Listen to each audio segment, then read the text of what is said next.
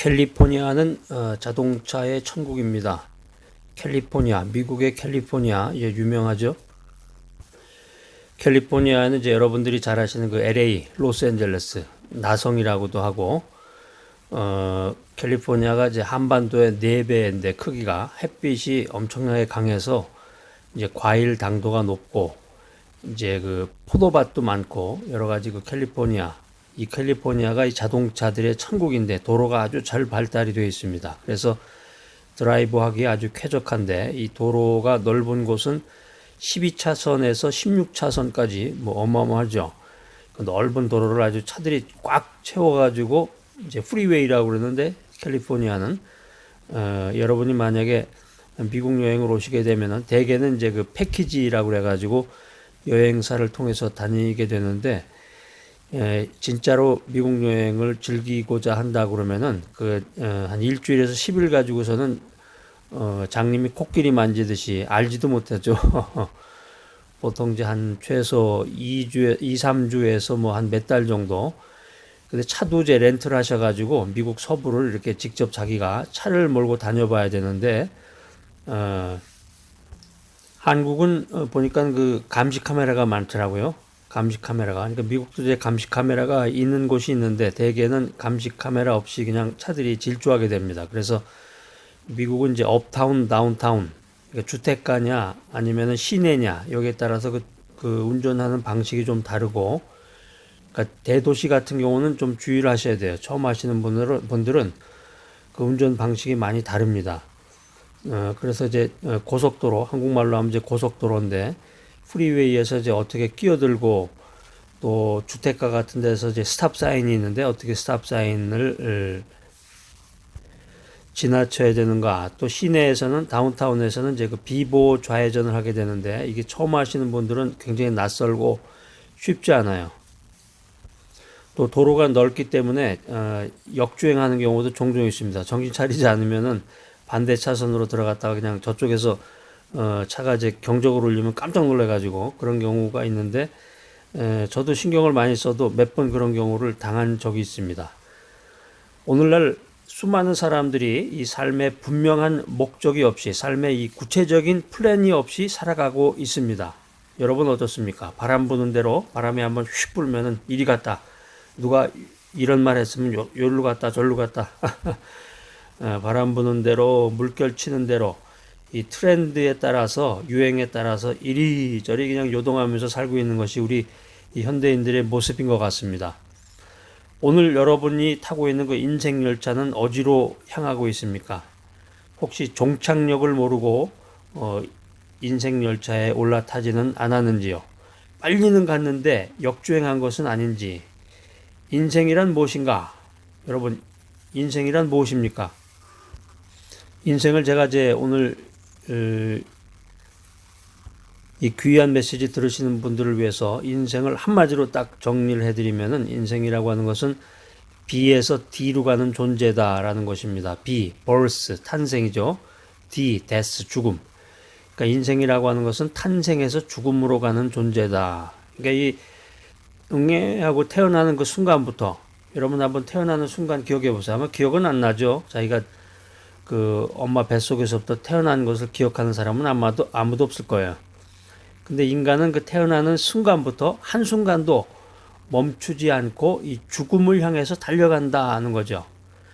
자, 그런데 재미있는 사실이 이 B와 D 사이에 C가 존재한다는 것입니다. B와 D 사이에 C가 존재한다. 이 창조주께서는 B와 D 사이에 C를 우리들에게 선물로 주셨는데, 인생을 즐겁고 또 유익하고 가치 있게 살아가는 데 필요한 중요한 그 4가지 C가 있습니다. 4개의 C가 있습니다. 그게 뭐냐면은 기회의 찬스, 그 다음에 선택을 하는 초이스가 있고, 그 다음에 도전을 하는 챌린지가 있고, 변화를 택하는 체인지가 있습니다. 인생이라고 하는 것은 이 4개의 C의 그 관문을 통과하는 것인데, 기회를 잘 선택하고 도전하고 변화하는 것이 인생이라고 할 수 있겠습니다. 자, 오늘 이 귀한 메시지 들으시는 여러분들, 여러분들이 타고 있는 그 인생 열차는 어디로 가고 있는가? 나의 인생 열차의 종착역은 어디인가?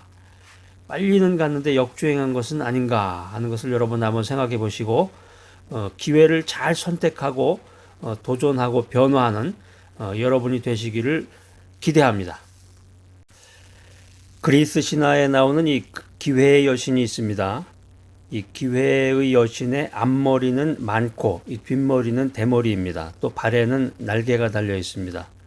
이 기회의 여신이 나타나면 짠 하고 기회의 여신이 나타나면은 앞머리가 많아서 사람들이 기회가 나타났다. 그럼 사람들이 보자마자 이 기회를 잡을 수가 있는데 찬스를 잡는데 근데 일단 지나간 다음에는 뒷머리가 대머리이기 때문에 잡을 수가 없고 잡아봤자 미끌하고 잡을 수가 없겠죠. 확실하게. 또 발에는 날개가 달려서 순식간에 이 바람과 함께 휙 하고 사라져 버리게 됩니다. 인생 최고의 기회와 찬스는 무엇일까? 우리가 인생을 살아가면서 인생 최고의 기회는 무엇일까? 이 창조주께서 인간에게 이 금덩어리 3개씩을 나눠줬습니다. 여러분 손에 한번 펴보세요. 금덩어리 3개가 있는지. 첫 번째 금덩어리는 골드입니다. 황금이죠. 금. 다 금자로 끝나는데 황금이라고 하는 것은 이제 경제적인 여유, 돈이죠. 돈. 돈을 말하는 거고 두 번째 금덩어리는 솔트입니다. 솔트, 소금. 소금은 이제 건강을 의미하는 것이고 마지막 세 번째 금덩어리는 now입니다. now. 뭐죠? 지금이죠. 지금. 시간을 말하는 건데 황금덩어리, 또 건강, 또 오래 사는 것, 그 다음에 이제 시간, 지금이라는 시간. 여러분이 3가지 금덩어리 중에서 어떤 것이 제일 소중합니까? 여러분들. 아무래도 돈이겠죠? 이 돈. 황금덩어리. 자, 그런데 지혜로운 사람은 제일 소중한 금은 지혜로운 사람에게 있어서 인생을 살아가는데 제일 소중한 금은 지금이다라는 거예요. 지금이다. 이 지금이야말로 인생 최고의 기회요. 인생 최고의 찬스임을 믿어야 되겠습니다. 인생이라는 게 한 번 지나가면 다시 돌아올 수가 없고 아무리 후회해도 지나간 기회는 다시 잡을 수가 없는 겁니다. 그래서 이 지금이라고 하는 이 시간이 가장 중요하고 가장 소중한 것입니다. 우리가 몸을 자유롭게 움직일 수 있는 건강이 있고 이 건강을 해친다고 그러는데 건강하지 못하고 몸이 아프고 누워있게 되면 갑갑하죠. 모든 걸 할 수가 없고 인생의 제약을 받는데 몸을 자유롭게 움직일 수 있는 건강이 있고 생각과 행동할 수 있는 이 에너지가 충만하다고 하면은 지금이야말로 인생 최고의 기회인 것입니다. 자, 여러분, 이 귀한 메시지 들으시는 여러분들은 어떻습니까? 이 3개의 금덩어리를 여러분들 어떻게 활용하고 계십니까? 그리고 여러분들에게 이 지금이라고 하는 것은 어떤 의미입니까? 미국의 이 자동차 공업 도시로 잘 알려진 이 디트로이트 시티가 있는데요. 이 디트로이트 시티의 그 하이웨이를 아주 멋지게 달리는 자동차 한 대가 있었습니다. 이 차를 모는 운전자는 이 디트로이트에서 자동차 정비공으로 명성을 날리고 있는 아주 유명한 엔지니어였는데 자동차 정비의 달인입니다. 자동차 정비의 달인. 요즘에 그 생활의 달인이라는 거 보면은 가끔 가다가 그 자동차 정비의 달인을 소개하는 경우가 많더라고요. 그래서 중고차 고르는 방법부터 해가지고 그 자동차 관리에 관한 아주 해박한 지식을 이렇게 소개하는 경우가 많은데 이 디트로이트 시티 그 하이웨이를 달리던 자동차 정비의 달인이 있었습니다. 그래서 이 사람이 각종 차를 여러 가지 종류의 차들을 다 수리하고 어떤 이상이 있던지 이 사람에게 차를 맡기기만 하면 아주 그냥 신기하게도 차가 깜짝같이 그냥 새 차로 바뀌는 거예요. 그런데 이 하이웨이를 달리고 있던 그 자동차 정비의 달인 이 사람의 차가 갑자기 원인 모르게 하얀 연기를 품어내면서 금방이라도 이 폭발할 것 같은 기세로 소리를 내면서 멈추고 말았습니다. 끼익 하고 그래가지고 그 갓길 한편에 세워진 그의 차를 살펴보면서 이 정비공이 그냥 아리송한 표정을 짓고 있습니다. 야, 이게 참 희한한 일이다. 이게 어찌된 일인가. 최고의 명성을 갖고 있는 이 자동차 정비의 달인의 차가 원인 모르게 고장이라니. 이런 표정을 짓고 생각을 하던 중에 시간이 흐르고 난 다음에 이 어떤 낯선 세단 한 대가 멈춰섰습니다. 차 안에서 이 머리가 희끗희끗한 어떤 그 올드 젠틀맨, 노신사 한 분이 척하니 내리는 거예요. 이 초대받지 않는 노신사는 그 멈춰진 차량 앞으로 뚜벅뚜벅 걸어갑니다. 그러더니 어이 젊은이 잘 지내는가? 도움이 필요한가 본데 내가 한번 도와주지. 이 말을 들은 그 자동차 정비공이 아주 자존심이 상했겠죠. 예, 심하게 자존심이 상한 이 젊은 정비공의 대답을 듣지도 않은 채 이 노신사는 멈춰진 차의 이곳저곳을 살펴본 후에 차의 본넷 안을 꼼꼼하게 점검해 봅니다. 젊은 양반, 차의 시동을 한번 다시 걸어보게나. 저런 정신 나간 늙은이가 뭘 안다고 저렇게 호들갑을 떨까, 이런 생각을 하면서 투덜투덜대면서 이 젊은 정비공은 마지못한 태도로 이 차의 시동을 걸어봅니다. 부릉 부릉 하면서 차가 그냥 막 금방이라도 달려갈 듯한 기세로 소리를 내는데, 이때 노신사가 어리둥절한 젊은이에게 다가가더니, 젊은 양반, 또 이상이 생기면 나에게 연락을 해주게나 하면서 이 명함 한 장을 이렇게 쫙 하고 내미는 거예요. 짠 하고. 명함을 보니까 거기에 헨리 포드라고 적혀 있는 거예요. 헨리 포드. 이게 이 노신사가 고친 차가 다름 아닌 이 포드사의 자동차였던 것입니다. 자, 오늘 귀한 메시지 들으신 여러분들, 헨리 포드가 포드 차를 만든 것처럼 나를 만드신 분이 있습니다. 헨리 포드가 고장난 차를 고친 것처럼 나를 만드신 분이 나를 고칠 수가 있습니다. 나의 고장난 부분을 제일 잘 아는 분이 바로 창조주 하나님이신 것입니다. 창조주 하나님께서 여러분의 부족한 부분, 연약한 부분을 치유해 주시고 회복해 주시기를 간절히 바랍니다. 사람은 자기 스스로 자기의 인생을 살아가는 것 같지만 나는 내 인생을 산 적이 없이 무엇인가에 끌려다녔다네, 이런 고백을 하게 됩니다. 사실 살아가면서 생각해 보면은 이 내 계획대로 성취된 것이 하나도 없죠. 인생이라고 하는 것이 그 예측 못할 일들이 많고 생각대로 되는 것은 아무것도 없습니다. 그런데 우리가 하나님을 신뢰할 때, 하나님을 믿고 하나님을 의지할 때 인생은 비로소 의미가 있는 것입니다. 사람이 마음으로 자기의 길을 계획할지라도 그의 걸음을 인도하는 이는 하나님이시다. 이게 이제 구약의 유명한 그 잠언의 16장 9절에 나오는 말씀인데, 이 모든 것, 인생의 모든 것은 주님의 손안에 있다고 하는 것입니다. 그래서 인간은 하나님의 주권과 하나님의 다스림 아래서 살아간다.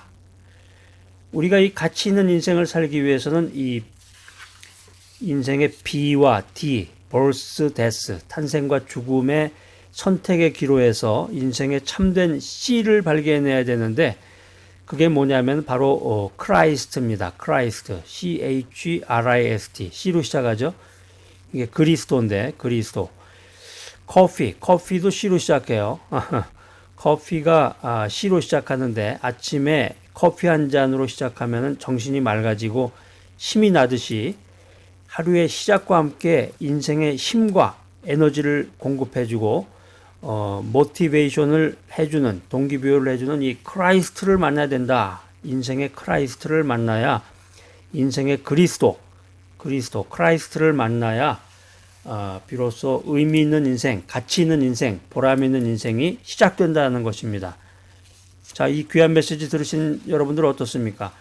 이 크라이스트를 여러분들의 삶 속에 모셔드리고 있나요? 크라이스트의 그 향기가 생활 속에서 풍겨나야 한다. 자, 오늘 이 귀한 메시지 들으시는 여러분들, 인생 최고의 기회와 찬스는 이 크라이스트를 통한 구원이다. 이 사실을 명심하고 기억하시기를 바랍니다. 인생의 가치는 무엇인가? 당신의 인생은 얼마짜리 인생인가? 어느 날 소년이 이 할아버지한테 삶의 가치에 대해서 물어봅니다. 어렸을 때는 이제 제일 친한 친구가 할아버지 할머니인데, 소년이 할아버지에게 이 삶의 가치에 대해서 물어보니까 이 할아버지가 대답 대신에 돌멩이 한 개를 주면서 시장에 가서 팔아봐라 이런 얘기를 해요. 누가 얼마냐고 물어보거든 아무 말도 하지 말고 손가락 두 개를 펴보여라. 이 이야기를 들은 아이가 곧장 시장으로 달려갔습니다. 지나가던 한 여성이 그 아주머니가 소년에게 물어봅니다. 야, 이 돌멩이 얼마냐? 돌멩이 얼마니? 우리 집 정원에다가 갖다 놓으면 참 좋겠다. 소년은 대답 대신 이 손가락 두 개를 짠 하고 이렇게 펴보였습니다. 아, 2달러냐? 그래, 내가 살게 하고서 그 아주머니가 말을 했습니다. 소년이 할아버지가 준 그 돌멩이를 2달러에 사가지고 2달러에 팔고 집으로 달려갔습니다. 그리고 할아버지한테 이 사실을 말했습니다. 할아버지는 다시 말합니다. 이번에는 이 두 번째 돌멩이를 가지고 박물관으로 가져가라. 누가 얼마냐고 물어보거든 아무 말도 하지 말고 손가락 두 개를 펴보여라. 할아버지 이야기를 들은 이 소녀는 박물관으로 달려갑니다. 그 돌멩이를 본 박물관장이 돌을 사고 싶다고 했습니다. 소녀는 아무 말도 하지 않고 손가락 두 개를 펴보이는 거야.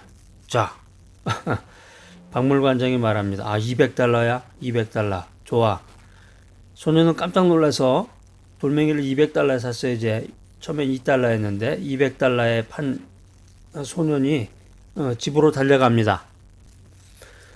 전후 그 이야기를 들은 할아버지가 소년에게 이렇게 말합니다. 자, 이제 마지막으로 이 세 번째 돌멩이를 너한테 줄 테니까 이 세 번째 돌멩이를 가지고 보석용 원석 판매장으로 가라. 그리고 주인에게 이것을 보여주고 주인이 얼마냐고 묻거든 아무 말도 하지 말고 손가락 두 개를 펴보여라. 손가락 두 개를 펴보여라.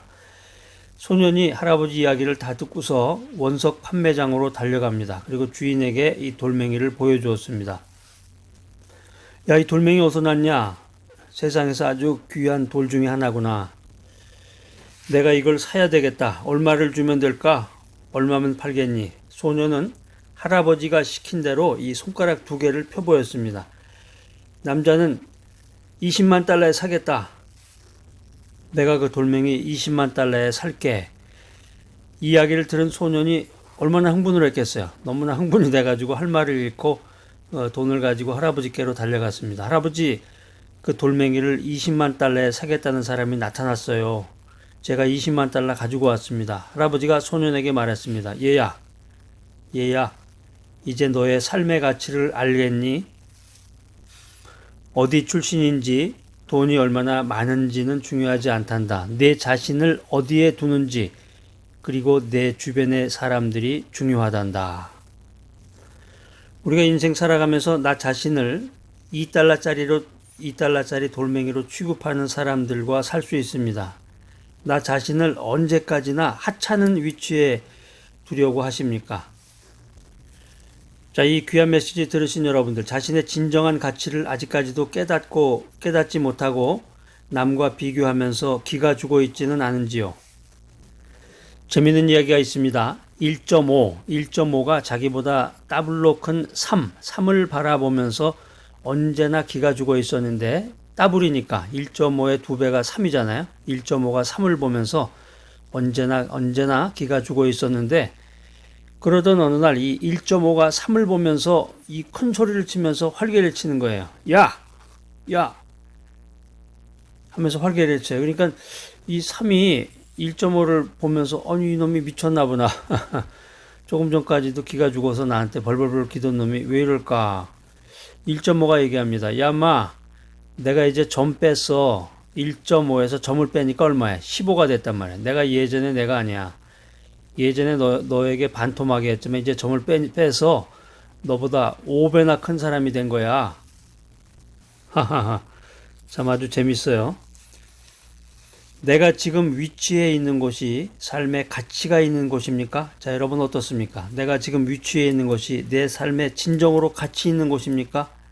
일터에서, 직장에서, 또 공동체에서 내가 하고자 하는 일들이 정말로 삶의 가치가 있는 일인가? 삶의 가치가 있는 일인가? 가치 있는 인생을 생각하는 지금이 되기를 바랍니다. 자, 이 귀한 메시지 들으시는 여러분들, 가치 있는 인생을 살기 위해서 오늘 소중한 장소를 찾아가시기 바랍니다. 가치 있는 인생을 살기 위해서 오늘 소중한 사람을 만나시기를 바랍니다. 영국의 이 유명한 역사학자 아놀드 토인비가 있습니다. 아놀드 토인비의 이 청어와 맥이론에 보면은 영국 사람들의 이 블랙퍼스트에 가장 인기 있는 요리로 해링, 청어가 소개가 됩니다. 그런데 이 청어라고 하는 게 이 성질이 급해요. 이 물고기 가운데서도 성질이 급한 것들이 많은가 봐요. 보니까 그 멸치도 성질이 급해서 금방 죽는다고 그러죠. 이 청어도 성질이 급해서 육지에 도달하기 전에 모두 죽어버린다고 그럽니다. 근데 영국 사람들은 이 블랙퍼스트로 아침 식사로 싱싱한 청어를 원하는데, 청어가 머나먼 이 북극 지방에서만 잡히기 때문에 이 영국 런던까지 청어를 산채로 잡아올 수가 없었습니다. 그래서 이 영국에서 살아있는 청어라고 그러면 아주 굉장히 고가치, 비싼 가격에 거래가 되기 때문에 어부들이 이 청어를 산채로 육지까지 가져오려고 아주 노력을 많이 했어요. 생각도 하고 뭐 여러 가지 연구를 했는데, 그러던 어느 날 이 지혜로운 어부 한 사람이 청어 수족관에다가 이 바다메기, 물메기라고 하는데 바다메기를 한 마리 넣어보았습니다. 그러니까 순간적으로 이 메기가 그냥 청어 몇 마리를 확 잡아먹어버린 거예요. 그러니까 청어가 놀래가지고 메기한테 잡혀먹히지 않으려고 막 휙휙 이리저리 막 도망을 다닙니다. 그러는 동안에 배는 육지에 무사히 도착을 하고 청어는 모두 산채로 도착을 한 거예요. 그래서 지금도 이 청어잡이 어부들이 이 방법을 통해서 청어를 산채로 육지로 가지고 온다고 합니다. 우리가 이제 하나님 중심의 인생을 살아가고 우리가 신앙생활을 할 때 우리들의 그 모습도 이와 같은 것입니다. 우리들의 그 신앙의 모습도 이와 같이 이루어지는데, 어느 날 메기와 같은 그 고난이 모순처럼 다가와서 우리를 잡아먹으려고 쫓아다닌다는 거예요. 열심히 기도하고 열심히 믿고 열심히 순종했는데 우리들의 현실과 우리들의 삶의 모습은 고난을 당할 때가 있습니다. 인간은 고난 가운데 있을 때 실망하고 좌절하게 됩니다. 자, 오늘 이 귀한 메시지 들으시는 여러분들, 실패했다고 실망하고 좌절하는 것은 누구나 할 수 있습니다. 자, 여러분들은 실패했다고 실망하거나 좌절하지 말고 그 자리에서 오뚜기처럼 우뚝 일어서는 귀한 여러분 모두가 되시기를 바랍니다. 20세기 최고의 변증가로 알려진 이 C.S. 루이스가 있습니다. 이 C.S. 루이스가 이런 유명한 말을 했는데, 사람들은 큰일이 일어나기 전에는 하나님께 귀를 기울이지 않는다. 고난이라고 하는 것은 귀머거리가 알아듣도록 말하는 하나님의 확성기다. 이런 아주 유명한 말을 했습니다. 고난이라고 하는 것이 축복이 된다는 건데, 고난이 축복이 되는 것은 하나님의 음성을 들을 수 있기 때문입니다. 광야가 오아시스가 되는 때는 하나님의 음성을 듣는 순간이다라고 하는 것입니다.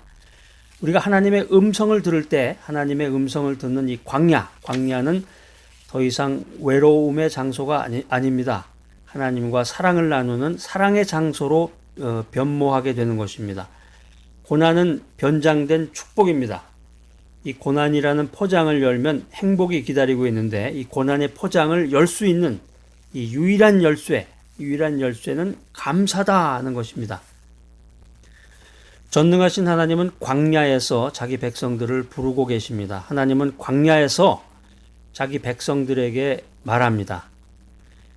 신명기에 이런 말씀이 있습니다. 여호와께서 그를 황무지에서 짐승의 부르짖는 광야에서 만나시고 호위하시며 보호하시며 자기 눈동자같이 지키셨도다. 신명기 32장 10절 말씀입니다. 여러분 한번 성경 찾아서 이렇게 밑줄 쫙 언더라인도 거시고 그 말씀을 좀 이렇게 묵상을 하셔야 돼. 큐티. 중요한 걸 거기 그 여백에다가 좀 이렇게 남겨놓기도 하시고, 하나님께서 광야에서 나를 만나고 광야에서 나를 보호하고 지켜주실 것을 믿어야 됩니다. 이 귀한 믿음만이 나를 지켜주고 하나님 중심의 귀한 인생을 살게끔 인도해 줄 것으로 믿습니다. 광야의 학교는 외로움의 학교입니다. 광야의 학교에 입학하라 이런 말을 하는데 광야의 학교는 외로움의 학교입니다. 우리가 깊이 있는 이 영성을 소유하기 위해서는 이 외로움이라는 학교에 입학해야 되는데 하나님의 사람이 되는 과정에서 이 통과해야 할 필수 과목이 있는데 그게 뭐냐? 그게 바로 외로움이다. 외로움. 하나님은 우리의 인간의 외로움을 통해서 나의 믿음을 성숙시켜 주시는 분이다라는 것을 믿으시기 바랍니다. 우리가 거친 세상에서 인생을 살고 사회생활을 한다고 하는 것은 이 외로운 길입니다. 하나님 앞에서 홀로 있는 시간을 두려워하지 말고 하나님 앞에서 담대한 믿음을 가져야 되겠습니다. 고독은 하나님의 축복이다. 고독은 하나님의 은혜의 시간이다. 이런 귀한 다짐이 있어야 되겠습니다. 하나님은 지금도 하나님과 동행하며 홀로 있음을 즐거워하는 사람을 찾고 계십니다. 자, 오늘 이 귀한 메시지 들으시는 여러분들, 주님과 항상 동행하며 뜨거운 소망을 품고 내일의 비전을 잉태하는 귀한 여러분들이 되시기를 바랍니다. 어떤 사람이 절벽에서 떨어지는 꿈을 꿨습니다. 우리 꿈꾸다 보면 그런 꿈도 많이 꾸죠. 그 애들이 키 크느라고 꾸는 꿈이다 그런 얘기를 하는데 한때 그런 걸 또 많이 꿨어요. 절벽에서 이렇게 까마득한 곳으로부터 이렇게 떨어지는 꿈 같은 거 좀 많이 꾸고 그러는데 어떤 분이 그 절벽에서 떨어지는 꿈을 꾸게 됐습니다. 절벽에서 떨어지다가 꼭 떨어지다 보면 이렇게 뭘 붙잡게 돼요. 보면 죽지는 않게 절벽에서 떨어지다가 이제 나뭇가지를 붙잡고 간신히 목숨을 건졌는데 시간이 지날수록 힘에 부쳐서 아래로 막 떨어질 것 같아서 힘껏 소리를 지르게 됩니다. 여기 누구 없습니까? 누구 없어요? 살려주세요. 살려주세요. 그런데 어디선가 작은 소리가 들려오는 것 같아요. 나 여기 있다. 나 여기 있다. 누구세요? 나 하나님이야. 하나님. 내가 그토록 믿는 하나님이란다. 하나님, 날 좀 살려주세요. 날 좀 살려주세요. 제가 죽게 되었습니다. 그래, 염려하지 말고 네 손을 놔라. 네 손을 놔라. 내가 널 구원해 주마.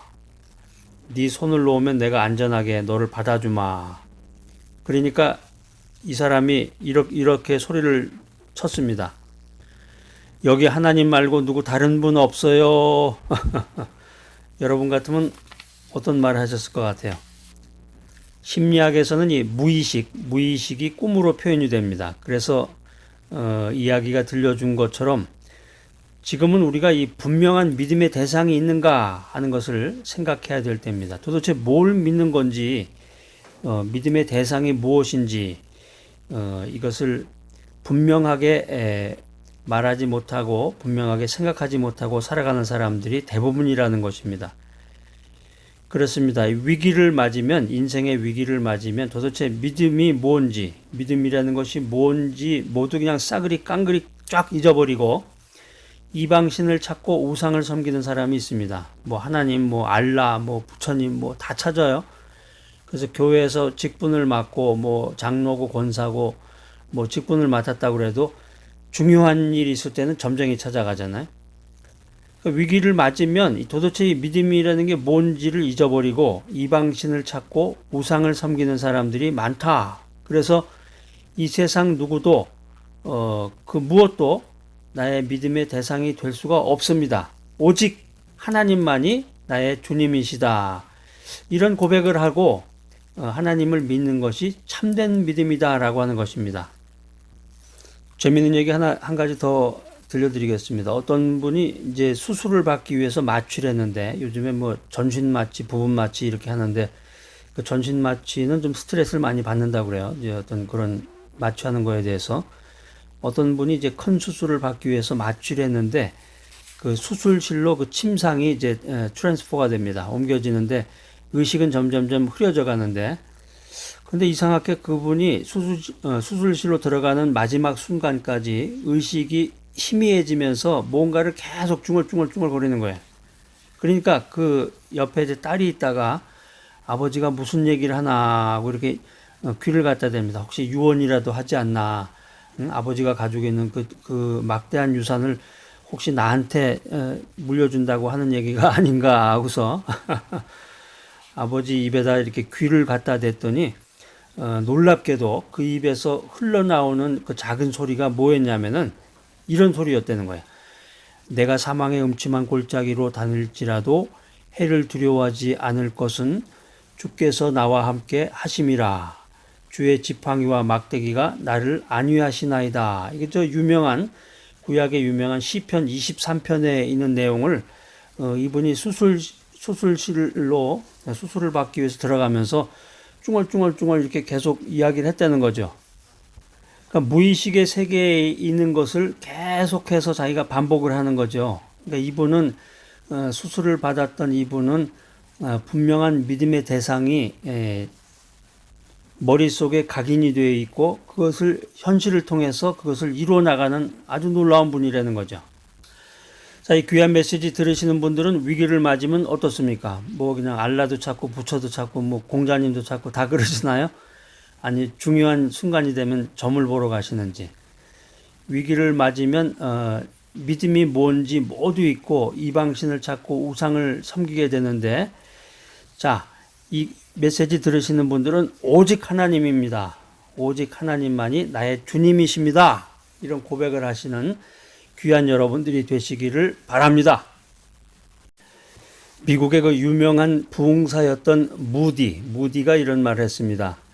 자신을 믿으면 실망하고 친구를 믿으면 헤어지고 인기와 명성을 믿으면 회방하는 혀가 그것을 뒤집어 버린다. 그러나 그리스도를 믿으면 현세와 내세에 후회함이 없다. 아주 멋진 말이네. 우리는 믿음의 회복을 위해서 그리스도 예수께 문제를 가져와야 됩니다. 우리는 믿음의 회복을 위해서 예수님만을 온전히 신뢰해야 됩니다. 우리는 믿음의 회복을 위해서 기도와 금식으로 예수님만을 바라봐야 합니다. 엄청난 풍파가 밀려오는 지금은 우리 모두가 믿음으로 살아야 할 때입니다. 믿음으로 행동하기를 결단하라. 자, 오늘 이 귀한 메시지 들으시는 여러분들, 믿음으로 행동하기를 결단하는 여러분들에게 주님이 주시는 이 회복과 평안의 메시지를 전해드립니다. 내 육체적 질병에서 해방될지어다. 내 마음의 고통에서 해방될지어다. 내 물질적 시련에서 해방될지어다. 우리가 모두 육체적으로, 영적으로 아주 치명적인 병에 걸려 있습니다. 이 병을 오직 주님만이 고치신다고 하는 이 확실한 믿음을 가져야 됩니다. 그래서 믿음에는 갈급함과 절박함이 필요합니다. 하나님께 전적으로 매달려야 됩니다. 자, 놀랍고 귀한 그 성경 말씀 하나 제가 알려드리겠습니다. 구약 성경 에레미야 33장 3절 말씀인데, 너는 내게 부르짖으라. 내가 내게 응답하겠고 내가 알지 못하는 크고 놀라운 일을 내게 보이리라. 믿음으로 행동하기를 결단하는 귀한 여러분이 되시기를 바랍니다. 어떤 작은 마을에 이 젊은 수도사가 부임해 왔습니다. 조그마한 마을이기 때문에 이제 소문도 금방 나고 젊은 수도사가 부임해 와가지고 매일 아침마다 경건한 예배를 집례하고 기도하고 또 마을도 청소하고 여러 가지 이런 활동을 했는데, 특별히 이제 어려운 사람들을 찾아가서 기도하고 그들을 도와줬습니다. 그러니까 사람들이 조그만한 마을이기 때문에 공간이 작기 때문에 금방 소문이 나가지고 사람들이 모두 그 수도사를 좋아하고 젊은 수도사를 존경하게 됐습니다. 그러던 어느 날 이 처녀가 애를 베게 됐어요. 처녀가 아이를 갖게 돼서 사람들이 그 처녀를 둘러싸고 돌을 집어서 막 던지려고 합니다. 너를 이 지경으로 만든 놈을 말하면 널 용서해 주겠다. 이 작은 마을이기 때문에 도덕적으로 이런 일이 일어난 거에 대해 사람들이 용서를 못한 거죠. 너를 이 지경으로 만든 놈 그 이름 석자만 되면 너를 용서해 주겠다. 마을의 그 장로가 이런 얘기를 하니까 다급한 처녀가 둘러싼 그 사람들 가운데서 그 젊은 수도사를 가리키는 거예요. 젊은 수도사를. 젊은 수도사, 손가락으로 가리킨 그 수도사를 보면서 모든 사람들이 깜짝 놀랍니다. 그러더니 금방 그 실망과 분노에 찬 사람들이 그 수도사에게 돌멩이를 던지면서 내 그럴 줄 알았어. 저 죽일 놈 하면서 돌멩이로 그 젊은 수도사를 죽이고 그 자리를 떠나게 됩니다. 피투성이가 된 그 시신을 정리하던 몇몇 사람들이 깜짝 놀래. 소스라치게 놀라면서 이야기를 나눕니다. 그 수도사는 남자가 아니라 여자였던 것입니다. 얼마든지 자신을 변명할 수 있었는데 그 수도사는 침묵으로 죽음을 선택한 것입니다. 그 젊은 수도사는 진정 자신이 해야 할 일이 무엇인지를 알았던 사람입니다. 우리에게 정말로 소중한 것이 무엇일까요? 우리가 인생을 살아가면서 정말 소중한 것, 정말로 중요한 것은 내가 어떤 차를 모느냐가 아니라 얼마나 많은 사람들을 태워주느냐 하는 것입니다. 우리가 인생을 살아가면서 정말 소중한 것, 정말 중요한 것이 있다면은 내가 사는 집의 크기가 아니라 얼마나 많은 사람들을 내 집으로 초대하느냐 하는 것입니다. 어떻게 살 것인가? 자, 여러분, 귀한 여러분들, 어떤 인생을 살고자 하십니까? 이 귀한 메시지 들으시는 여러분들, 지금 엄청난 풍파가 몰려오는 지금은 우리가 굳은 각오로 행동하기를 결단하는 사람만이 살 길을 찾게 된다고 하는 것을 믿어야 될 때입니다. 우리에게 정말 소중한 것, 정말로 중요한 것이 있다 그러면은 나의 그 사회적인 지위가 아니라 나의 삶을 어떤 계층의 사람들과 더불어 살아가느냐, 어떤 계층의 사람들과 더불어 살아가느냐 하는 것입니다. 내가 더불어 살아가야 할 그 이웃이 누구인가? 재미있는 이야기가 하나 있는데 이 아프리카 부족에 대해서 연구하던 그 인류학자가 있습니다. 이 인류학자가 그 부족의 아이들을 모아놓고 게임 하나를 제안합니다. 야, 얘들아, 저 멀리 있는 그 나무 옆에 아프리카에서는 보기 드문 싱싱하고 맛있는 딸기가 가득한 바구니를 놓고 누구든지 제일 먼저 1등한 사람에게 내가 이 모든 과일을 너희들에게 다 주겠다. 이런 약속을 인류학자가 아이들에게 하게 됩니다. 그런데 인류학자가 아이들을 이렇게 모아놓고 신호를 보냅니다. 자, 요이 땅 뛰어라, 뛰어. 자, 그런데 인류학자의 예상과는 달리 아이들은 약속이라도 한 듯이 서로의 손을 잡고 가는 거예요. 손에 손을 잡고. 그 예전에 뭐 손에 손 잡고 그런 노래도 있었는데요. 88 올림픽 때 나왔나요? 그 아이들이 그 노래를 부르는지는 모르겠지만 전부 손에 손을 잡고 달려가는 거예요. 그리고 손을 잡은 채로 함께 달려서 그 꼬린 지점에 도달하게 됩니다. 그래서 아이들이 과일 바구니에 도착을 하자 모두 함께 둘러앉아서 입안 가득히 과일을 베어 물고는 키득키득거리면서 재미난 이야기를 서로 나누는 거예요. 그 인류학자가 그걸 보고서 깜짝 놀래요. 이해를 못한다는 표정으로 아이들에게 야, 누구든지 먼저 가네. 1등으로 간 아이한테 내가 모든 걸 다 준다고 그러는데 왜 손을 잡고 같이 갔니? 전부. 응? 그렇게 물어보자 아이들의 입에서는 우분투라는 그 말을 합창하듯이 아이들은 하게 됩니다. 그리고 한 아이가 이렇게 말했습니다. 다른 아이들이 다 슬픈데 어떻게 나만 기분 좋을 수가 있어요? 이 우분투라는 게 아프리카 반투족의 말인데 우리가 함께 있기에 내가 여기 있다 이런 뜻입니다. 남아프리카 넬슨 만델라 전 대통령이 사용하면서 알려지기 시작한 이 바로 우분투인데 자 어떻습니까 여러분? 어디를 가나 1등 아니면 최고 이걸 말하는 세상인데 우리가 지금 살아가는 세상이 그렇습니다. 1등이냐 최고냐 스카이 대학을 나왔냐 미국 유학을 해서 아이비리그에서 학위를 받았느냐 최고냐 아니냐 어디를 가나 1등 아니면 최고를 말하는 세상이지만 우분투 당신이 있기에 우리 모두가 있습니다. 이 아프리카 아이들처럼 우리 모두가 함께하며 더 성장하고 더 발전하는 인생의 참된 가치와 행복을 느끼는 여러분이 되시기를 바랍니다. 5분 2. I am because you are. 당신이 있기에 내가 있습니다. 믿음으로 사는 사람은 하나님 중심의 인생, 믿음으로 사는 사람은 내가 누구인지 자기 아이덴티티가 분명한 사람입니다. 우리 현대사회 현대인들이 인생을 살아가는데 제일 아주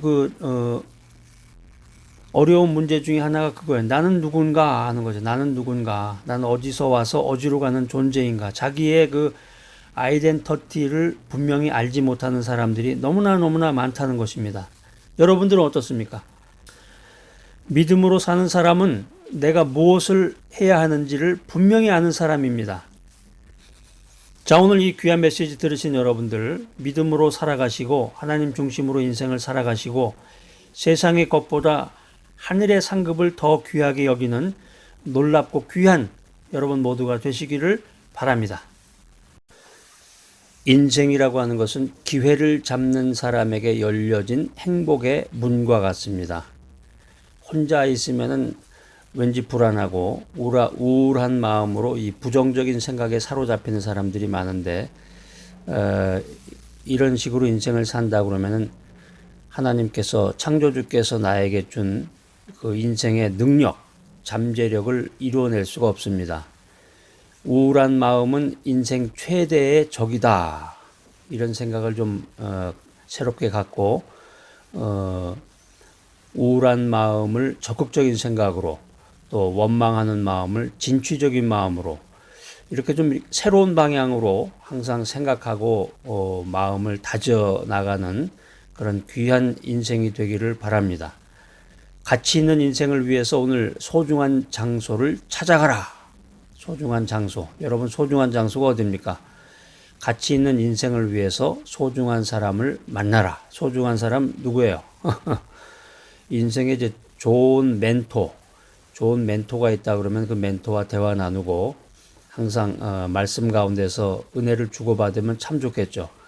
우리 인생의 최고의 멘토는 예수님이죠. 예수님을 늘 마음속에 모시고 예수님을 바라보며 인생을 살아가는 귀한 여러분들 되시기를 바랍니다. 인생이라는 게 사실 어떻게 생각해 보면 이 분명한 생각보다는 막연한 기대감으로 살아가는 사람들이 참 많습니다. 생각 없이 사는 거죠. 생각 없이 그냥 주어진 대로 그냥 아침에 일어났다. 그럼 오늘 살았구나.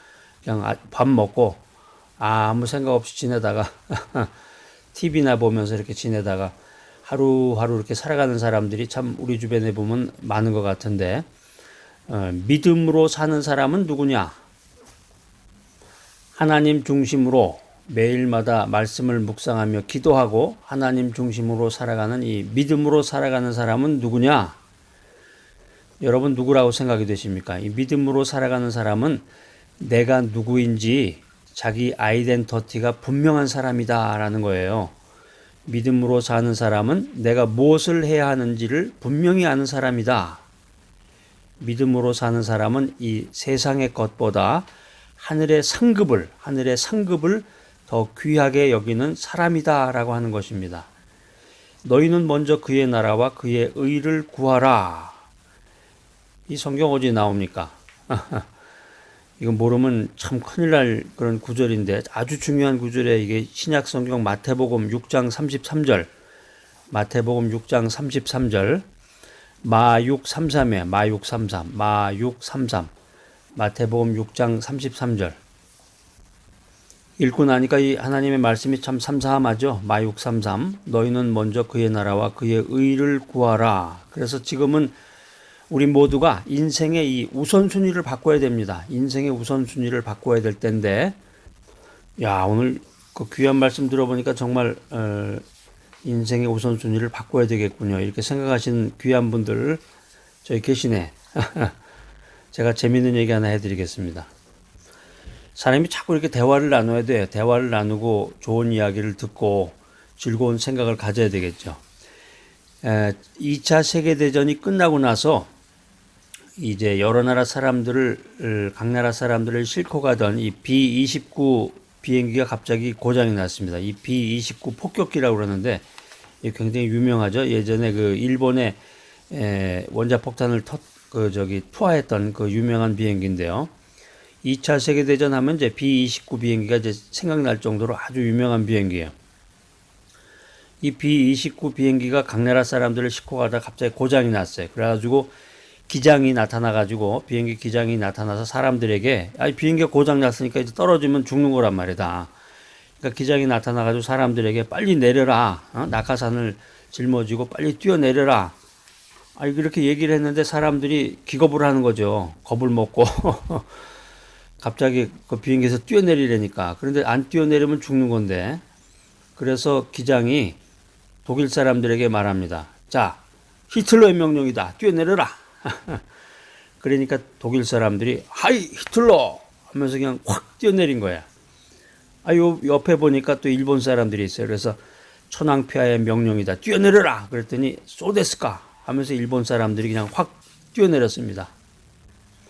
프랑스 사람들에게는 펼쳐진 낙하산을 봐라. 낙하산을 봐라. 저 모양과 컬러가 얼마나 낭만적이냐. 당신도 뛰어내리면서 인생의 낭만을 즐겨라. 이렇게 말했더니 모두 뛰어내리는 거야. 미국 사람들에게는 모든 사람이 다 뛰어내리니까 민주주의 원칙과 다수결의 원칙에 따라서 당신들도 다 뛰어내리시오. 그랬더니 거침없이 뛰어내리더래요. 근데 마지막에 한국 사람들이 모여 있는 거죠. 구석에. 그래서 한참을 생각하던 기장이 한국 사람들에게 다가가서는 뛰어내리는 거는 공짜예요. 공짜. 그랬더니 진짜로 공짜입니까? 하면서 다 뛰어내리더라는 거야. 우리가 공짜를 좋아하는 시대에 우리가 살고 있습니다. 인생의 모든 일이라고 하는 것은 대가를 지불해야 되는데 특별히 하늘나라 복음을 전파하고 하늘나라의 일을 하면서 주님의 뜻을 이루고 하나님께 영광을 돌리기 위해서는 대가를 지불해야 돼. 주님의 말씀에 순종하고 주님의 말씀에 헌신해야 되는데 우리가 다 빈손 들고 왔잖아요. 알몸으로 아무것도 가지지 않고 이 세상에 왔는데 지금 우리가 누리고 있는 걸 한번 살펴보세요. 얼마나 많은 걸 가지고 우리가 인생을 살고 있는지. 근데 주님의 나라 주의 복음을 전하는데 멈칫멈칫하면서 자꾸 공짜만을 바란다. 공짜 바라는 사람은 뭐 대머리가 까진다고 그러는 말도 있는데 하여튼 공짜를 좋아하는 시대에 우리가 살고 있습니다. 너희는 먼저 그의 나라와 그의 의를 구하라.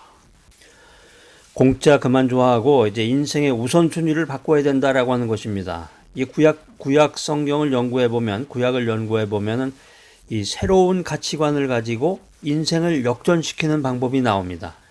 창세기에 보면은 이름을 바꿈으로써 이 인생의 터닝 포인트를 맞이한 그 믿음의 조상들이 있어요. 아브라함이라든가 야곱이라든가. 아브라함은 원래 아브람이었다가 아브라함이 됐고, 야곱은 이스라엘로 이름이 바뀌었죠. 그래가지고 과거보다 훨씬 더 위대한 인생을 살게 됐다라고 하는 것입니다. 구약 성경 읽어보면은 이 이스라엘 사람들이 저 이름에 아주 그 신경을 많이 썼어요. 이름에 비중을 많이 뒀어요. 한국 사람하고 좀 비슷한 점이 많아요. 한국 사람도 그 이름에 뜻이 있잖아요. 근데 이름을 바꿈으로써 과거보다 훨씬 더 위대한 인생을 살았다라고 하는 것입니다. 이름을 바꿈으로써 훨씬 더 위대한 인생을 살았던 사람들. 또 한 가지를 말씀드린다고 그러면은 삶의 불리한 여건 속에서 오직 하나님만을 붙잡고 하나님께 온전히 기도하면서 이 삶을 역전시킨 경우에 그게 뭐냐면은 그게 누구예요? 야베스예요. 야베스라는 사람인데 이게 이제 역대상 4장에 보면은 구약 성경 역대상 4장에 보면은 야베스라는 사람이 나오는데 야베스의 기도라는 책도 있고 아주 유명하죠. 그 찬양도 있고 이 야베스라는 사람이 삶의 불리한 여건 속에서 오직 하나님만을 붙잡고 기도로 삶을 역전시킨 대표적인 사람입니다. 그러니까 우리 이제 현대적인 말로 말하면은 올인하는 거예요. 기도로 올인하는 거죠. 말씀과 기도로 올인해가지고 정말 주님의 뜻을 이루고 하나님께 영광 돌리는 그런 인생을 살았던 사람이 바로 야베스다라고 하는 것입니다. 자, 오늘 이 귀한 메시지 들으시는 여러분들 너희는 먼저 그의 나라와 그의 의를 구하라. 이거 성경 어제 나온다고 그랬어요. 마육 33. 마태복음 6장 33절. 자, 오늘 이 귀한 메시지 들으시고 여러분들 공짜 좋아하지 마시고 인생의 우선순위를 바꾸는 우리 귀하고 복된 여러분 모두가 되시기를 간절히 기대합니다. 오늘부터 새롭게 시작하라. 인생은 마음먹기 달렸다. 이제 다시 시작이다. 뭐 이런 자기 나름대로의 그런 캐치플레이어를 가지고 구호를 외치면서 자신감 있게 인생을 살아가는 여러분 모두가 되시기를 바랍니다. 그렇습니다. 그 인생이라고 하는 것은 생각하기 나름이고 자기가 마음먹기 나름이죠. 그래서 인생이라고 하는 것은 그 생각과 행동이 어떻게 보면은 내일과 미래를 결정하는 거죠. 이 수동적인 사람은 가만히 앉아가지고 누가 기분 맞춰주기만을 기다리면서 주어진 대로 인생을 살아가는데 그런 반면에 이 적극적인 사람은 사회에 선한 영향력을 미치면서 자신의 갈 길과 또 자신뿐만이 아니라 자기 주변의 그 공동체의 운명을 개척해 나가는 파이어니어다, 개척자다. 그러니까 여러분 어떻습니까? 이 메시지 들으신 여러분들은 어때요? 무작정 기다리는 고지식한 사람입니까? 아니면은 먼저 다가가는 그 융통성을 가지고 있는 사람입니까? 그러니까 세상 살기가 힘듭니다. 지금 뭐 엄청난 뭐 여러 가지 일들이 있다고 그러는데 이건 뭐 옛날에 10년 전, 20년 전, 30년 전 그 뉴스페이퍼, 신문이나 그 뉴스 보면 똑같아요. 그때도 힘들고 어려웠어요. 그때도 죽는다 그러고 다들 뭐 자살하고 뭐 별의별 일 다 생겼는데 그러니까 이게 뭘 얘기를 하는 거냐? 그 인생이라고 하는 것은 그 주기를 따라서 3년, 5년, 10년 이렇게 주기를 따라서 계속 뭐 어려운 일이 계속 생기는 거예요. 죽을 때까지 계속 힘들고 어렵다 그러고 지금이 뭐 최대 위기라고 그러고 그 참 신기하죠. 그 여러분들 기회가 되시면 도서관에 가셔서 그 옛날 신문 한번 찾아보세요. 그러니까 제 말이 진짜인지 아닌지 다 똑같은 얘기가 지금 하는 얘기가 예전에 똑같이 나와요. 그러니까 이 힘들고 어려운 시기에 지금 살기가 어렵습니다. 이 힘들고 어려운 시기에 이 발상의 전환을 해야 된단 말이에요. 발상의 전환을 통해서 열린 마음으로 미래를 준비해 나가야 됩니다. 그게 지혜로운 사람이죠. 그러니까 주님의 뜻을 이루고 하나님께 영광을 돌린다. 그런데 지금 힘들고 어렵습니다. 힘들고 어렵긴 뭐 지금 뭐 1년 뒤에 3년 지나면 뭐 더 좋아질 것 같아요. 그때 되면 더 어려운 거야. 점점 더 어려워져요. 죽기 직전까지. 그래서 정말 깨달음을 가진 사람, 믿음 안에서 지혜로운 사람이 돼야 되겠죠. 지혜로운 사람은 언제 어디서 무엇을 하든지 간에 마음의 평안, 샬롬을 간직하고 주님만을 바라본단 말이에요. 주님만을 바라본다. 그래서 말씀이 주는 그 메인 포인트는 핵심은 뭐냐면은 삶의 우선순위를 바꾸라는 거예요. 삶의 우선순위를 바꾸면 변화된 삶을 살 수 있다라고 하는 거죠. 그게 신약 성경에 어디에 나와 있다고 그랬어요. 제가 강조하는데 마육 33입니다. 여러분 요번 기회에 이거를 좀 완전히 이 마태복음 6장 33절을 이해하셔야 돼. 마육 33의 그 영적인 원리. 인생을 역전시키는 거란 말이에요. 인생을 역전시키는 그 방법이 하나님의 말씀을 통해서 우리가 그 방법을 배울 수가 있는데 너희는 먼저 그의 나라와 그의 의를 구하라. 마육 33, 마태복음 6장 33절. 그래서 물질적인 것에서 영적인 것으로 가치관의 변화를 가져야 되겠습니다. 이게 가치관의 대혁명이란 말이에요. 가치관의 대혁명. 삶의 우선순위를 바꾸면 변화된 삶을 살 수 있다. 삶의 우선순위를 바꾸면 형통한 삶을 살 수 있다. 성경에서 형통하다고 하는 것은 우리가 success란 말이에요. 성공. 인생에서 성공하는 게 뭐냐? 삶의 우선순위를 바꾸는 거예요. 우선순위를 어떻게 바꿔요? 조금 전에 얘기했잖아. 너희는 먼저 그의 나라와 그의 의를 구하라. 힘들고 어렵다. 세상 살기가 어렵다. 이게 아니라 먼저 그의 나라와 그의 의를 구하라.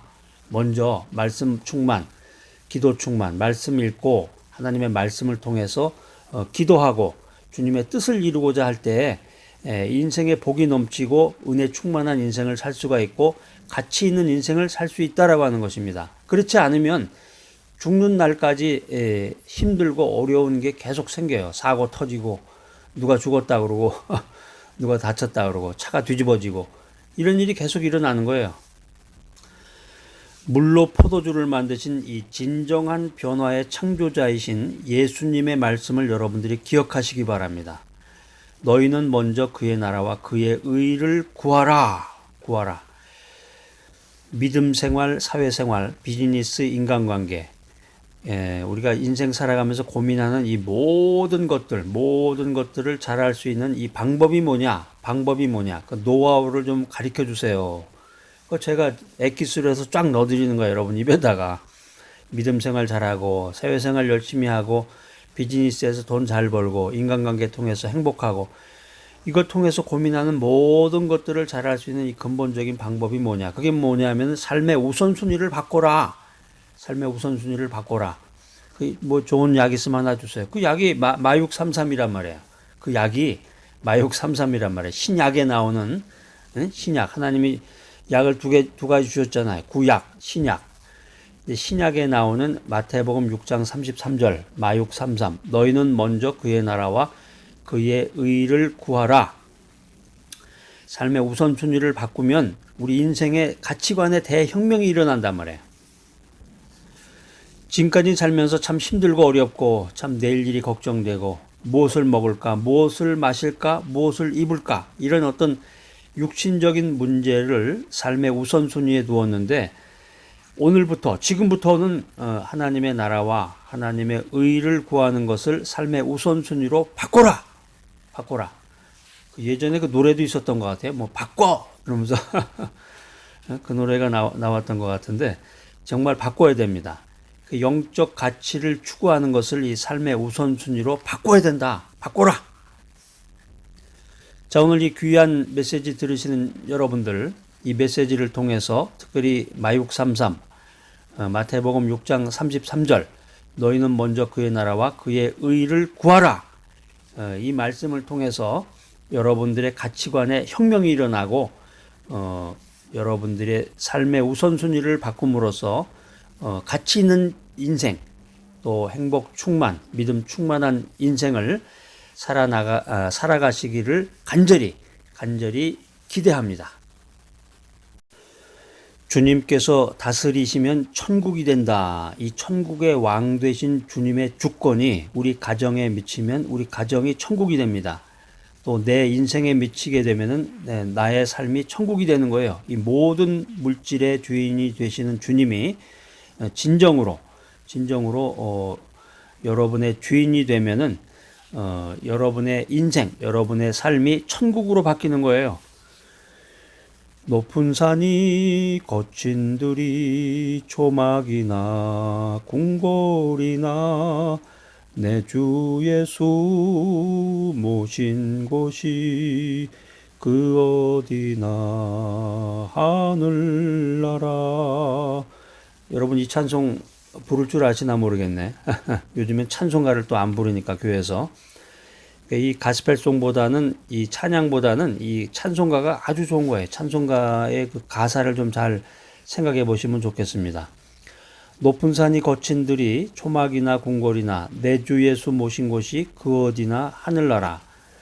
정말로 이 주님의 다스림을 받는 곳에 내가 서 있느냐? 응? 내 주 예수 모신 곳이 그 어디나 하늘나라인데 정말 내가 지금 처해져 있는 그 환경과 장소가 어디냐? 이 환경과 장소에서 말씀을 묵상하고 기도하고 찬양하면 거기가 주님의 다스림을 받는 곳, 거기가 바로 하늘나라인 것이죠. 천국의 왕이 되신 주님의 주권이 내 인생에 미치게 되면은 나의 인생이 천국이 된다. 내가 가는 곳마다 천국의 메시지가 펼쳐진다라고 하는 것입니다. 이 얼마나 놀라운 메시지입니까? 할렐루야. 믿음 생활 잘하던 어떤 성도님이 죽어서 하늘나라에 갔는데 하늘나라로 갑니다. 천국 문 앞에 서 있던 그 문지기가 이런 질문을 합니다. 당신이 천국 문을 통과하려면 내가 말하는 이 천국 시험 문제에 합격해야 합니다. 지금 천국 시험 문제를 여러분들에게 알려드리는 거네요. 잘 들어보세요. 첫 번째 문제는 당신은 세상에서 살 때 주 예수와 무엇을 했습니까? 첫 번째 문제는 당신이 이 세상에 살 때 예수 그리스도와 무엇을 했는가? 두 번째 문제는 당신은 이 세상에 살 때 당신이 가진 모든 것으로 무엇을 했습니까? 당신이 가진 돈, 당신이 가진 건강, 그리고 당신이 가진 학식, 명예와 학식을 가지고 여러분 무엇을 했습니까? 여러분 이 메시지 들으시는 여러분들은 뭐 하셨어요? 주 예수와 뭐 별로 같이 한 것은 없고 그냥 가끔가다 심심하면은 성경책 읽고 잠 안 오면 성경책 읽다가 자기도 하고 기도는 뭐 생각날 때 긴급할 때 하기도 했죠. 뭐 이렇게 대답하시겠습니까? 또 내가 가지고 있는 물질과 돈 가지고 무엇을 했는지 아유 제가 먹기도 바쁜데 뭐 제가 살기도 힘들었는데요. 제 가족 먹여 살리고 아주 살기도 힘들었답니다. 뭐 이런 변명을 하시겠습니까?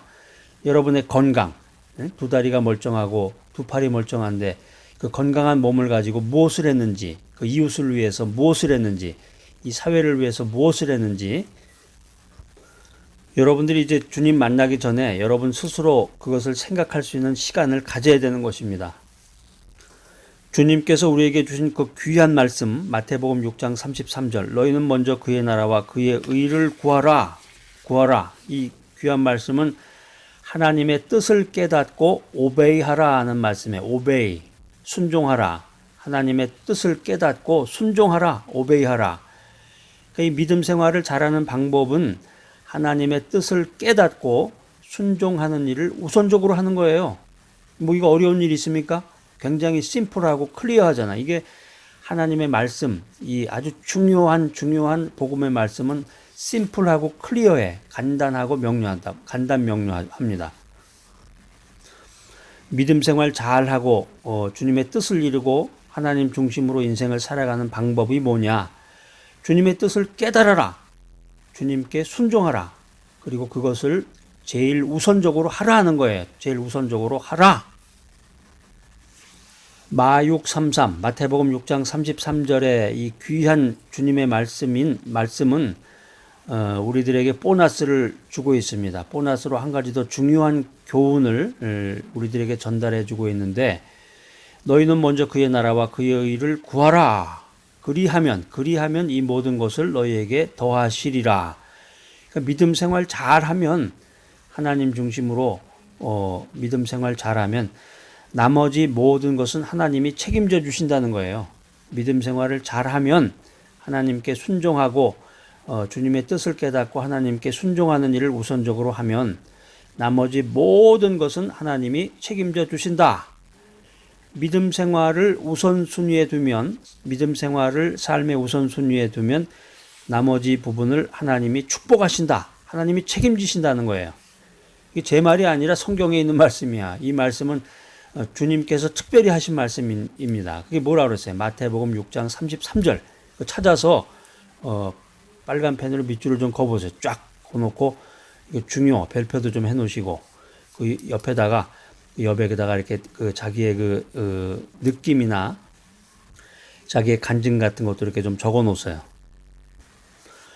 우리 인생이 지금 힘들고 어려운 시대를 지나가고 있습니다. 가정과 일터, 내가 지금 존재하는 모든 곳에서 믿음 생활을 잘 하려면 삶의 우선순위를 바꿔야 된다. 삶의 우선순위를 바꿔라. 이 귀한 메시지 들으신 여러분들, 지금은 가치관의 대혁명을 일으켜야 할 때입니다. 먼저 그의 나라와 그의 의를 구하라. 맞습니다. 여러분 머릿속에 있는 생각이 바로 그건데 먹고 마시고 입는 육신의 문제가 중요하지요. 저한테 그렇게 말씀을 하시네요. 맞는 말씀입니다. 근데 그것보다도 하나님의 뜻이 내게 이루어지고 하나님의 뜻에 순종하는 일을 우선적으로 해야 된다. 이게 주님의 말씀이란 말이에요. 이게 그러니까 세상적인 거하고 하나님의 뜻하고 이게 엄청난 차이가 있고 엄청난 가치의 수준이 다른 거죠. 오늘 주님께서는 마태복음 6장 33절을 통해서 우리에게 두 가지 핵심적인 결단을 요구합니다. 잘 들어보세요. 첫 번째는 무엇보다도 믿음 생활을 잘해라. 얘야 믿음 생활 잘해라. 두 번째로는 영적인 일에 우선순위를 두어라. 육신적인 게 아니라 영적인 일에 우선순위를 두어라. 자, 오늘 이 귀한 메시지 들으시는 여러분들, 믿음 생활 정말 잘하세요. 믿음 생활 잘하셔야 됩니다. 힘들고 어렵고 그냥 계속 힘들고 어렵다고만 하다가 우리가 하늘나라 갈 수가 있어요. 하늘나라 가면 물어본다고 그랬잖아요. 두 가지 핵심적인 질문을. 무엇보다도 믿음 생활 잘하고 또 육적인 일도 중요하지만 영적인 일에 우선순위를 둬야 됩니다. 영적인 일에 우선순위를 두는 귀하고 복된 여러분 모두가 되시기를 간절히 기대합니다. 우리가 영적인 삶을 산다는 것은 어떤 의미일까요? 영적인 삶을 산다는 것은 무슨 의미인가? 우리 교회 역사에 보면은 사막에 수도원을 세우고 수도사로서 경건하고 청빈한 인생을 보냈던 시대가 있습니다. 사람을 상대하기보다는 하나님만을 대하면서 삶을 보내고 명상을 하면서 보내는 삶이 영적이고 하나님께 더 가까이 가는 삶이라고 생각했던 것입니다. 자, 그런데 이런 태도는 성경적인 삶의 모습이 아닙니다. 하나님만 대하고 살겠다. 이건 성경이 말하는 그 인간의 삶에 대한 깊은 오해인데, 하나님께서는 그렇게 살라고 인생을 만든 게 아니에요. 왜냐하면 인생이라고 하는 것은 함께 어울려서 살아라, 함께 어울려서 살도록 만들어진 것입니다. 남대문 시장의 길바닥에서 이 싸구려 옷을 사입은 사람하고 최고급 면세점에서 이 명품 옷을 입은 사람이 함께 어울려야 되는 거예요. 함께 어울려야 그게 믿음의 교제, 함께 어울려야 그게 교회가 형성이 되는 것이다 라고 하는 것입니다. 성경을 읽고 기도하는 것이 영적인 삶의 전부가 아닙니다. 하나님과의 관계에서 얻은 것을 사람들과의 관계 속에서 표현하고 살아가는 것이 성경이 강조하는 영적인 삶의 본질이다라고 하는 것입니다. 자, 그래서 나 혼자만 신앙생활 잘하면은 천국 가서 주님께 영광 돌리겠지. 물론 일부는 맞는 거지만 일부는 또 틀린 것이, 제일 핵심은 복음을 전하는 거죠. 하나님의 말씀, 복음을 어떤 형태로든 전해야 되는데, 요즘은 이제 제4차 산업혁명 시대를 맞이해서 사람을 직접 만나지 않고서도 인터넷이나 SNS 또 유튜브 같은 것을 통해서 주의 복음을 전하고 사람들하고 만날 수가 있단 말이에요. 그러니까 성경을 읽고 기도하는 것이 영적인 삶의 전부가 아니라는 거죠. 하나님과의 관계에서 자기가 얻은 것을 사람들과의 관계 속에서 표현해야 된다고. 현대적인 방법으로 사람들이 그걸 듣고 보면서 주님의 음성을 들을 수 있도록 표현하면서 살아가는 것이 영적인 삶의 본질이다. 그래서 우리가 믿음 생활을 잘못 이해하고 예전에 그 사막에다가 수도원을 세우고 수도사로서 경건하고 청빈한 삶을 보냈던 그 시대와 같이 인생을 살아가는 사람들이 있습니다. 그래서 사람은 무시하고 사람에 대한 관계는 무시하고 하나님만을 대하면서 인생을 살면은 고결하고 경건한 인생이 될 것이다. 이런 착각을 가지고 있는 사람들이 많다라고 하는 것입니다.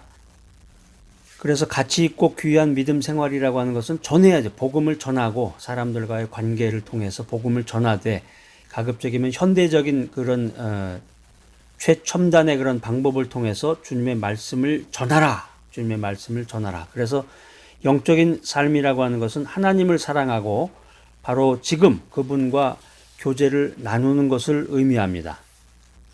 난 믿음 생활 잘해요. 하나님 사랑합니다. 그런데 하나님하고의 교제를 나눠야 되는데, 사도 바울 선생님이 갈라디아서 6장에 이 내용들을 아주 자세하게 우리 현대인들을 위해서 기술을 해놨습니다. 여기 갈라디아서 6장에 나오는 이 사도 바울 선생님이 말하는 이 영적인 삶의 정의라고 하는 것이 무엇이냐? 제가 요약 정리해서 여러분들에게 알려드리면 이런 말씀이에요. 단순히 기도 많이 하고 성경을 많이 읽으라는 메시지가 아닙니다. 기도 많이 하고 성경 많이 읽으면 좋죠. 근데 그거 이상의 무언가가 있다는 거예요. 그게 뭐냐?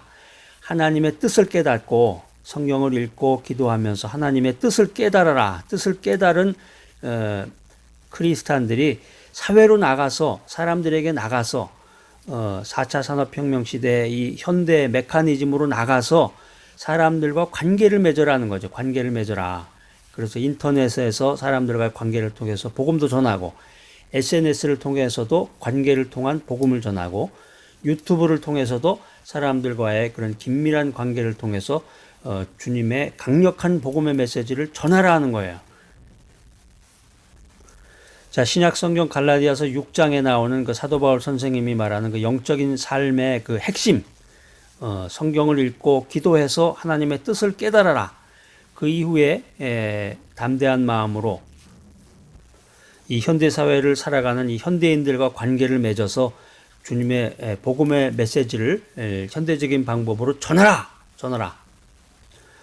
자, 오늘 이 귀한 메시지 들으시는 여러분들, 사막에다가 수도원을 세우고 수도사로서 경건하고 청빈한 인생을 살려고 착각에 빠지지 마시고 관계를 맺어야 된단 말이에요. 관계. 은혜 받은 대로 말씀 읽고 기도한 가운데서 은혜 받은 대로 사람들과의 관계를 맺어서 SNS를 통해서 복음을 전하고 유튜브를 통해서 복음을 전하는 또 그들을 돕는 주님이 주신 그 재주와 달란트를 가지고 그 SNS, 인터넷, 유튜브를 통해서 복음을 전하는 귀한 분들이 있습니다. 그분들을 위해서 기도하면서 그분들을 도와야 된단 말이에요. 그분들에게 도네이션도 하면서 강력한 주님의 복음을 전하는 귀하고 복된 여러분 모두가 되시기를 간절히 기대합니다. 우리의 고향인 하늘나라로 돌아가는 날에 대한 이 감동적인 스토리가 있습니다. 아프리카에서 40년 동안 선교 사역을 했던 이 선교사가 토착병으로 가족을 모두 잃고 건강도 잃고 이제 나이가 들어서 시니어가 돼가지고 고향인 미국으로 돌아오게 되었는데 이 선교사가 탄 배에는 아프리카에서 이 코끼리 사냥을 막 마치고 돌아오는 이 미국 대통령이 함께 타고 있었습니다. 배가 뉴욕 항구로 들어와서 대통령이 내리자 이 레드 카펫이 그냥 쫙 깔리면서 그냥 군악대 빵빠르가 울려 퍼지는 거예요. 빵빠방 빵빵빵 막 이러면서 그러니까 대통령 일행이 모두 항구를 빠져나간 후에 가족을 모두 잃고 선교 사역으로 지친 선교사가 항구에 내렸지만 아무도 그를 알아보고 또 마중 나온 사람이 없었어요. 아무도 마중 나온 사람이 없었습니다. 선교사는 저녁 노을이 진 하늘을 바라보면서 이렇게 소리쳤습니다. 하나님, 이것이 40년 동안 황무지 같은 아프리카에서 저의 가족을, 저의 건강을, 그리고 저의 일생을 바친 결과란 말입니까? 그때 저녁 노을 사이로 말씀하시는 하나님의 조용한 음성이 들렸습니다. 내 아들아, 너는 아직 고향에 오지 않았단다. 내가 고향에 돌아오는 날 레드 카펫이 아닌 황금길을 깔아놓고 천군 천사의 나팔 소리와 함께 내가 너를 직접 마중 나가마. 자, 오늘 이 귀한 메시지 들으시는 여러분, 믿음 생활, 말씀 충만, 기도 충만, 성령 충만, 은혜 충만으로 믿음 생활 하느라 얼마나 힘드십니까? 특별히 주님의 뜻을 이루며 주의 복음을 전하고자 또 사도 바울과 같은 그런 열정을 가지고 현대적인 방법으로 복음을 전하는 사람들, 또 그들을 기도로 돕는 사람들, 물질로 돕는 사람들, 정말 너무너무 귀하고 복되십니다. 사랑하는 여러분, 우리는 아직 고향에 도착하지 않았습니다. 우리는 약속의 내비게이션을 바라보며 믿음의 순례, 섬김의 순례, 그 영원한 사랑의 순례를 계속해서 해나가야 하는 것입니다. 자, 기도하겠습니다. 너희는 먼저 그의 나라와 그의 의를 구하라. 그리하면 이 모든 것을 너희에게 더하시리라. 지금 이 주님의 음성이 저희들의 귓가에 쟁쟁하게 들립니다. 기회를 잘 선택하고 도전을 통해서 변화받는 우리 모두가 되도록 하늘의 은혜를 내려 주시옵소서. 특별히 복음을 전하며 복음을 전하는 사람들을 위해서 기도하며 또 물질로 봉사하고 헌신하고 도네이션하는 이들에게 주여 하늘의 축복과 은혜를 내려 주시옵소서. 주 예수 그리스도의 이름으로 기도합니다. 아멘.